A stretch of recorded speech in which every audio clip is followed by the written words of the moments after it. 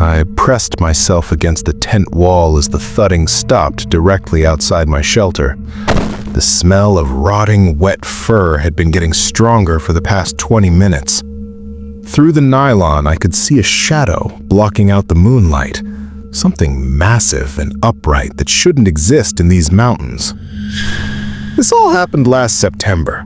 I'm a geological surveyor based out of Whitehorse, and I'd taken a week of personal leave to do some backcountry hiking along the South Nahanni River. I'd heard the stories about Dead Men Valley since I was a kid, the decapitated prospectors from the 1920s, the missing hikers, the indigenous warnings about the Naha tribe that supposedly vanished without explanation. Most people wrote it off as frontier legend mixed with coincidence. I figured the real danger was grizzlies in the terrain, not some valley curse. I drove up to the staging area with my buddy Marcus, who was dropping me off before heading back to Yellowknife for work. The plan was simple. I'd hike in solo for 5 days, document some shale formations for a personal project, and hike back out to meet him at the rendezvous point. I had my bear canister, my topographic maps, a satellite phone for emergencies, and enough freeze-dried meals to last a week if I rationed.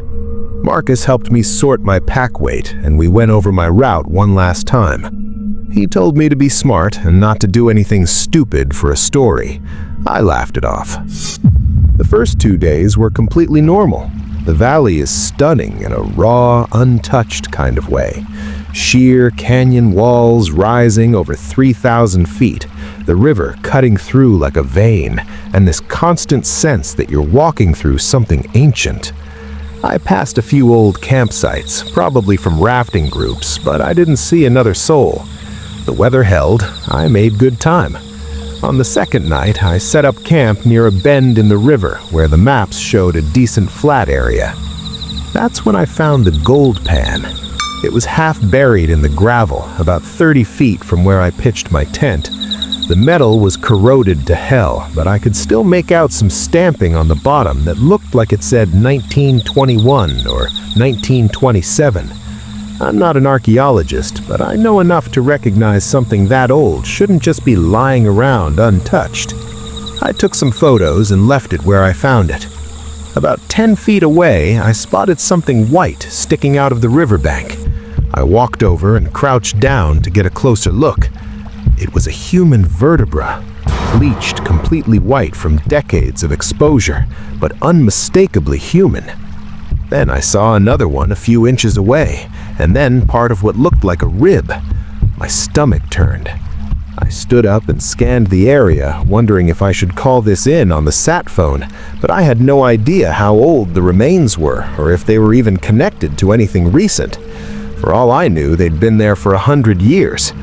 I decided to mark the GPS coordinates and report it when I got back to civilization. I didn't want to spend the night thinking about bones, so I walked back to my tent and started boiling water for dinner. The sun sets fast in the canyon.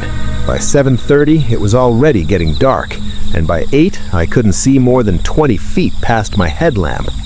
I ate my meal, filtered some water from the river, and settled into my sleeping bag to read for a bit.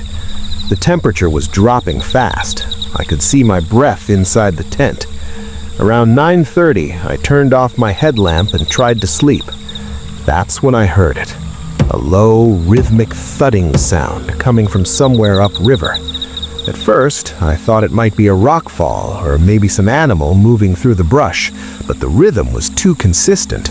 Thud, thud, thud, like footsteps, but heavier than anything I'd ever heard. I unzipped my tent quietly and looked out. The moon was bright enough that I could make out the river and the tree line, but I couldn't see anything moving. The sound stopped. I waited for a few minutes, listening, but all I could hear was the water. I zipped the tent back up and lay there staring at the ceiling. 20 minutes later, it started again. This time it was closer, maybe 100 feet away. The thudding was slow and deliberate, moving parallel to the river. I grabbed my headlamp and my bear spray, but I didn't turn the light on. I just sat there in the dark, trying to control my breathing.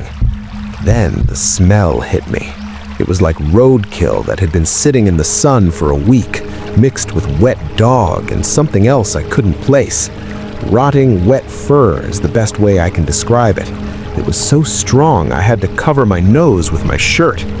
The thudding stopped again, but this time it stopped right outside my tent. I could hear something breathing. It was deep and ragged, like lungs the size of trash cans pulling in air. I didn't move. I didn't even blink. The shadow appeared on the tent wall, cast by the moonlight. It was massive, easily 7 or 8 feet tall, and shaped wrong. The proportions didn't match anything I'd seen before. Too long in the arms, too wide in the shoulders. I thought about reaching for the satellite phone, but it was in the outer pocket of my pack, and I'd have to unzip the tent to get to it. The breathing continued for what felt like an eternity. Then I heard a sound that I still can't explain. It was a low, guttural clicking, almost like someone cracking their knuckles repeatedly, but wetter. The smell got even worse. I thought I was going to pass out. Then, just as suddenly as it started, the shadow moved away. The thudding resumed, heading downriver this time, fading into the distance. I sat there in my tent until the sun came up. I didn't sleep. I didn't move. When the first light hit the canyon walls, I packed up my gear as fast as I've ever packed anything in my life. I didn't even bother with breakfast. I just wanted to get the hell out of there. As I was rolling up my tent, I noticed tracks in the soft dirt near the river. They were massive, easily twice the size of my boot, and they didn't match any animal print I'd ever seen. They were vaguely human-shaped, but elongated, with claw marks at the tips. There were at least a dozen of them circling my campsite. I hiked 12 miles that day, twice what I'd planned. I didn't stop except to filter water. Every sound made me jump. Every shadow in the trees made my heart race. When I finally reached the rendezvous point 2 days early, Marcus took one look at me and asked what the hell happened. I told him I'd gotten spooked and decided to cut the trip short. I didn't mention the tracks or the smell or the thing outside my tent. He'd think I was losing it. I reported the bones to the RCMP when I got back to Whitehorse. They said they'd send someone out to investigate, but I never heard anything after that. I did some research on the area when I got home, and I found out that between 1900 and 1950, at least 9 people were found decapitated in that valley. Most of them were prospectors. The Dene people who lived in the area had stories about giants in the mountains, creatures that walked on 2 legs and hunted at night. I'd always written that off as folklore. I don't hike solo anymore. I don't care how experienced I am or how well I know the terrain. Whatever was outside my tent that night wasn't a bear, and it wasn't my imagination. The tracks were real, the smell was real, and those bones I found weren't just sitting there by accident. Some places have reasons for the stories people tell about them. Dead Men Valley earned its name.